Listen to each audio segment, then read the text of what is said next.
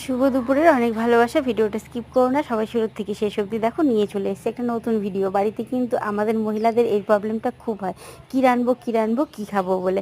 যখন মাছ মাংস কিচ্ছু থাকবে না আর আলু থাকবে ঘরে, তো চট করে এই রেসিপিটা একবার বানিয়ে নাও। ভাত, রুটি, লুচি, পুরি যেটার সাথেই হোক, জাস্ট জমে যাবে। তো দেখো, প্রথমে আগে আমি আলুটাকে একদম ঝিরি কুচি কুচি করে কেটে নিয়েছি। তারপরে নিয়েছিলাম 2টো টমেটো, 3টা পেঁয়াজ, একটা রসুন আর একটু আদা কুচি আর লঙ্কা। জাস্ট এটুকু হলেই আর কিছু লাগবে না। তো তারপর দেখো, হালকা তেলে আলুটাকে আমি লাল করে একটু ভেজে নিয়ে নামিয়ে নিলাম। তারপরে দেখো, কড়াইতে আবারও তেল দিয়ে দিয়েছি। তেলের মধ্যে দিয়ে দিলাম পেঁয়াজ কুচি। পেঁয়াজটা একটু লাল হয়ে এলেই একটু লবণ দিয়ে দেবো, তার মধ্যে চেরা কাঁচা লঙ্কা। অবশ্যই ঝালটা বেশ কম করে দেবে। তো সেটা দিয়ে একটু নাড়াচাড়া করে লাল করে নেওয়ার পরে টমেটোটা দিয়ে দিয়েছি। তারপরে দিলাম রসুন কুচি, আদা কুচি যেটা ছিল সেটাকেও দিয়ে ভালোভাবে অ্যাডজাস্ট করে ভেজে নিয়ে 5 মিনিটের মতো। তারপরে দেখো, 2টো ডিম ভেঙে দিয়েছি। 2টোর বদল তোমরা 3টাও দিতে পারো, বেশি কম যেটা খুশি সেটাও করতে পারো।